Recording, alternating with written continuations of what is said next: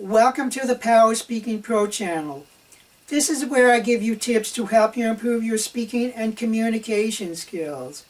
Hi, my name is George Monat, and glad to have you aboard. Are your messages credible? When you give a speech, are you credible? And how does the audience know that?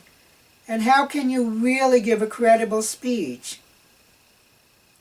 The audience will first look at the motives of the speaker. If the speaker doesn't have any underlying motives, then the speech is more credible. But if there's an underlying motive, then the speech becomes either credible or not really credible, depending on the motive, no matter what the speaker says. For example, I worked at a company, and clearly the motive was to make money, and they had no real interest in the people. But every time the president got up, they explained how important employees were. But every time the audience understood the motive of the speaker, and the speeches fell flat. In fact, most of the time the message was rejected. So if your motive is positive, then your speech will become more accepted. And motives are built over time. Companies build reputations over time. But let's assume that you do have a good motive and your audience is willing to listen to you. First of all, the audience is interested in whether the speaker or the corporation is willing to listen for feedback.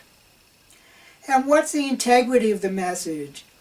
Is the message giving all the facts of the situation, or is it just a whitewash? The most famous example of a situation gone bad is the Tylenol. This was when some containers of Tylenol were poisoned. The company immediately withdrew all Tylenol from stores in the United States. They were clear about what happened. They were clear about what they were going to do about it, and they did follow through with it.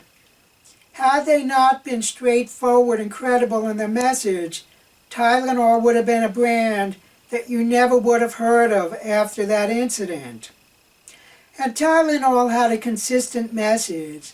They kept on saying the same thing throughout their press releases, their television appearances. They had credibility due to the consistency. For example, Firestone had a problem with the tires delaminating or the tires falling apart as they were being used.